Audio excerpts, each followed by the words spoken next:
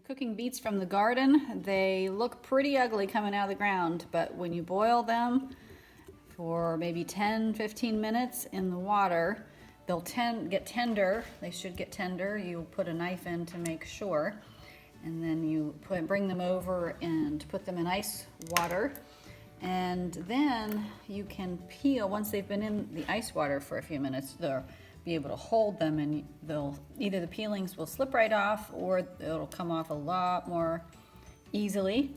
And then we're going to put it in our pickled beet juice. Slice off the top and the bottom, and I like to make slices about that thick. And this could have been cooked a little more. You can see the little difference in color here. So you want to cook them for at least until they're tender enough to slide your knife through easily. All right, we decided to cook these for another 5 or 10 minutes because we have quite a variety of sizes in here, from teeny tiny to this larger one. So we're going to take them all out now. They've been in there. You can see this one's starting to lose its peeling already. We're putting it in that cold water bath.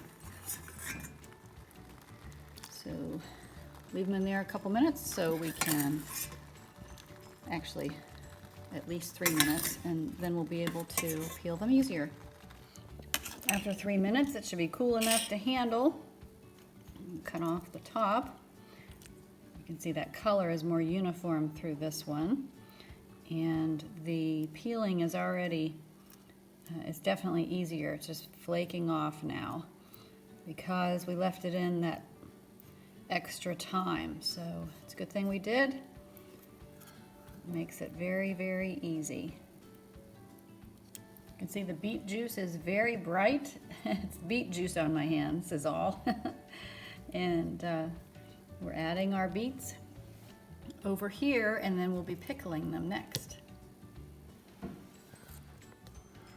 Coming near the end, now this, we can just rub this right off. We do want to cut the little point off though.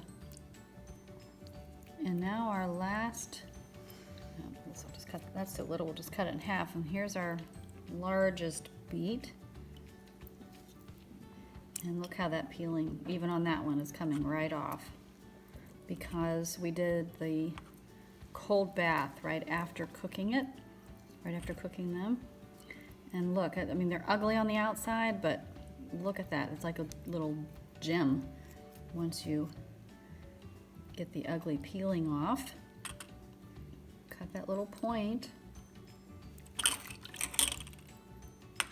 We'll slice that.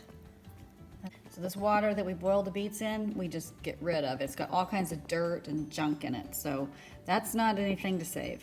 Now we're going to heat up some beet juice, and there's some remnants of other beets that we had in here. And actually I had a couple pickles because it makes them pretty too, but I used this beet juice over and over again as long as I have it, because basically all it is water and sugar and vinegar, and then you can add a little cinnamon and cloves and salt too. But basically we're going to just heat this up and pour it right over the beets in this same jar. So we're filling our jar with the unpickled beets, and we'll pour in the pickled juice. Now we're putting a knife in here as a heat sink so that the jar won't break. Okay, and I've got some other goodies in there from what was already in the fridge, but that's going to be just right for all these new beets. So you see there's this cute little pickle. This was a cucumber until it became a pickle, and then we put the pickle in the beet juice and it turned into a pink pickle, so that's kind of fun too. So we'll let this stand on the counter until it gets to room temperature, and then we'll put the lid on and we'll put it in the fridge overnight, and it'll be ready for tomorrow. And all these peelings and scraps will go to the chickens and the ducks. And after a night in the fridge, we'll give these a try.